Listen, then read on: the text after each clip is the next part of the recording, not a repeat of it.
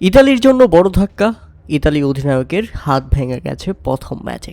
হ্যাঁ দর্শক, স্কটল্যান্ড ইনিংসের নবম ওভারের ঘটনা ছিল সেটি। বাউন্ডারি লাইনে ফিল্ডিং করতে গিয়ে ড্রাইভ দেওয়ার পর হাত মোচড়ে পড়ে সাথে সাথেই ভেঙে যায়। ব্যথায় কাতরাচ্ছিলেন তিনি, এরপর তাকে মাঠের বাইরে নিয়ে যাওয়া হয়। তাই তো বিশ্বকাপের প্রথম ম্যাচে ব্যাটিংয়ে নামার সুযোগ পর্যন্ত পেলেন না ইতালির অধিনায়ক ওয়েন ম্যাডসন। শুরু হওয়ার আগেই শেষ হয়ে গেল তার বিশ্বকাপ। উল্লেখ্য, প্রথমে ব্যাটিং করতে নেমে নির্ধারিত 20 ওভারে 4 উইকেট হারিয়ে 207 রানের বিশাল লক্ষ্য দাঁড় করায় স্কটল্যান্ড।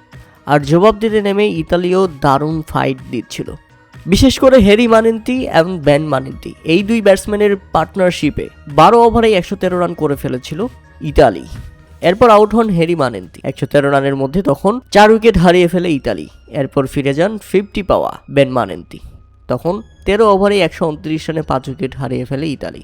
আর সেখানেই হারিয়ে ফেলে তারা, এবং শেষ পর্যন্ত তারা থেমে যায় 134 রানের মধ্যেই। তাদের এবারে বিশ্বকাপে 73 রানের বড় জয় তুলেছে স্কটল্যান্ড। ইতালির জন্য সত্যি দুঃখজনক, একটা অ্যাক্সিডেন্টের ফলে পুরো বিশ্বকাপটাই তাদের নষ্ট হয়ে গেল। তবে তারা যেভাবে ফাইট দিচ্ছিল, মনে হচ্ছিল আজকের ম্যাচে 207 রানও চেজ করে ফেলবে।